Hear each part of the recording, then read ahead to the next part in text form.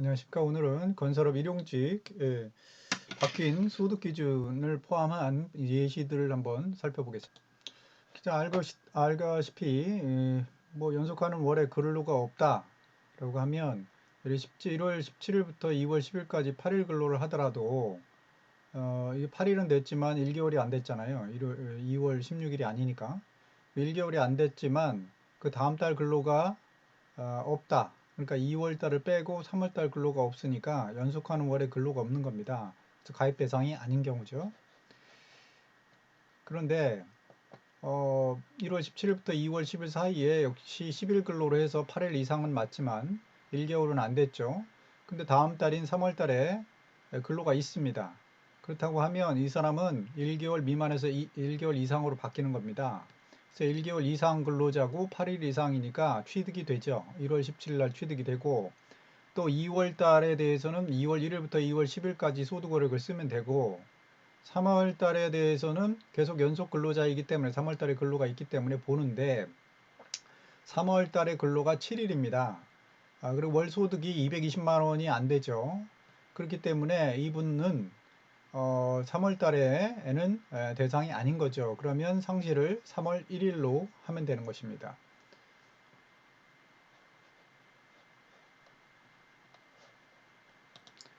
자, 그러면 220만 원 산정을 어떻게 하느냐?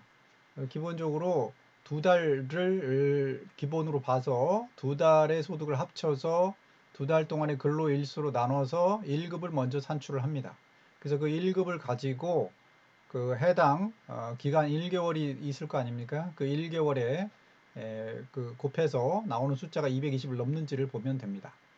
그래서 여기 예를 보면 1월 24일에서 1월 달 근무를 했고요. 2월 달도 근무가 돼 있습니다. 그러면 1월 달, 2월 달 전체 소득을 다 합칩니다. 그러면 1월 달 소득이 126만 4천 원이고 2월 달 소득이 158만 원이니까 이것을 다 합친 금액이 나오겠죠. 다 합친 금액에다가 그를 그 기간의 일수 4일, 3일, 2일이니까 5일이죠. 그래서 5일에다가 4일 더하니까 9일. 그럼 요게 지금 일당이 나오겠죠. 평균 일당이 나오는데 실제 우리가 필요한 것은 1월 24일부터 해서 2월 23일까지 1개월의 소득입니다. 그래서 1개월의 소득 동안을 구해야 되니까 1개월 동안의 근로일수를 보면 7일입니다. 그래서 7일. 이렇게 계산하면 220만 원이 넘어서 해당자다 이런 얘기입니다. 이렇게 판단을 하시면 됩니다. 자, 응용사례를 보면 1월 17일부터 2월 16일 사이에 8일을 근무했습니다. 해당자가 되겠죠? 1월 17일 날 취득이 됩니다. 근데 2월 달에는 2월 1일부터 2월 26일 사이에 4일을 근로한 셈이 되겠고, 그러니까 2월 취득은 되는데 이제 그 금액을 내는 것은 2월 1일부터 16일 사이에 소득월을 가지고 연금을 내겠죠.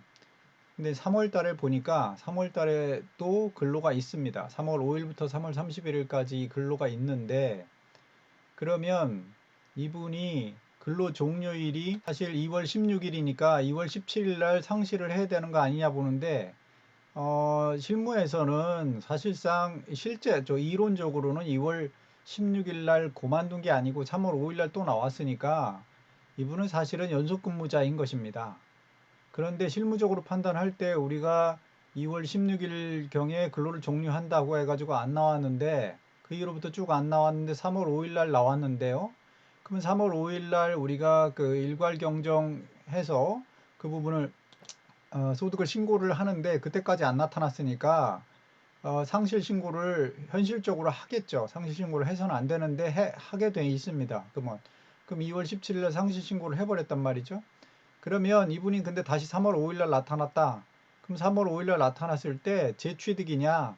재취득일이 상실했으니까 취득을 다시 시켜줘야죠. 재취득을 할 때 3월 5일 날 현재도 모르고 3월 31일까지 이제 보통 노임대장을 해서 보겠죠. 그럼 3월 31일까지 해서 8일 이상인지 뭐 220만 원 이상인지 이렇게 볼 텐데 그때 8일 이상으로 나왔다 이런 얘기죠. 그러면 결국은 3월 달에 취득 신고를 해야 되는데 그걸 3월 5일자로 할 것이냐 3월 1일자로 할 것이냐 할 때 이분은 재취득일을 3월 1일로 한단 말이죠.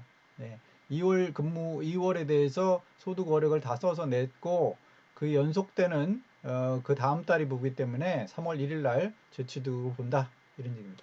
주의하실 게 아래와 같이 2월 달 근무는 있는데 3월 달 근무가 없고 4월 5일 날 나타났다. 그러면 이분은 4월 5일이 재취득일이고요. 4월 1일이 재취득이 아니다 이건 거지. 3월 달 근로가 단절됐기 때문에 과도기적인 규정이 있긴 한데요. 이것은 뭐 큰 의미는 없습니다. 원래는 7일에서 월 소득에서 220이면은 12월 10일 날 취득을 해야 되는 거죠. 그리고 1월 9일 날까지 해서 1개월이 되고 그 다음에 2월 달에 나타났다.